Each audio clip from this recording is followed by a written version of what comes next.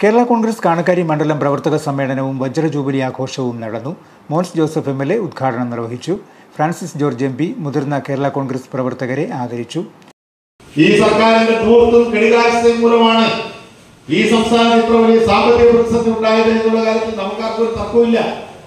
ഇവിടെ ശമ്പളം കൊടുക്കാനും പെൻഷൻ കൊടുക്കാനും പാവപ്പെട്ട രോഗികൾക്ക് കാരുണ്യ മനോരമ ഫണ്ട് ഉപയോഗിച്ച് സഹായം കൊടുക്കാനും ഒന്നും പണമില്ല. പക്ഷേ ഇവിടെ മന്ത്രിമാർക്കും ഉദ്യോഗസ്ഥന്മാർക്കും കാർ വാങ്ങാൻ 100 കോടി രൂപ, ഇപ്പൊ കാറെല്ലാം 100 കോടി രൂപയാണ് മാറ്റിവെച്ചത് ഈ ബജറ്റിലൂടെ. അതുപോലെ തന്നെ PSC അംഗങ്ങളുടെ ശമ്പള വർധനവ്, പാവപ്പെട്ട ആശാവർക്കന്മാർ അവർ വെയിലത്ത് മഴയത്ത് അവർ നിലവിളിച്ച് കരഞ്ഞ് സമരം ചെയ്തുകൊണ്ടിരിക്കുകയാണ്. ഇതുവരെ അനുകൂലമായിട്ട് നമ്മൾ എടുത്തിട്ടില്ല. UDF ഞങ്ങൾ കഴിഞ്ഞ ദിവസം ധനകാര്യമന്ത്രി ശ്രീമതി നിർമ്മല സീതാരാമനെ സംസാരിച്ചു. ഞങ്ങൾ അവരോട് കാര്യങ്ങൾ വിശദമായിട്ട് പറഞ്ഞു.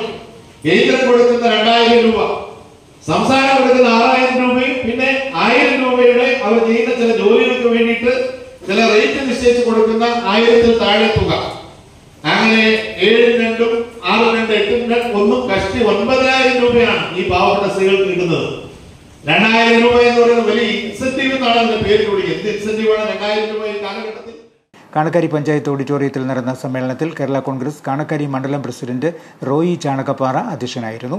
വിവിധ പാർട്ടികളിൽ നിന്നും രാജിവെച്ച കേരള കോൺഗ്രസ് പാർട്ടിയിൽ ചേർന്നവർക്ക് Kerala Congress vice chairman EJ Agasthi membership നൽകി. കേരള കോൺഗ്രസ് നേതാക്കളായ മോഹൻകുമാർ, രാജു എമ്മാനുവൽ തുടങ്ങിയവർ പ്രസംഗിച്ചു.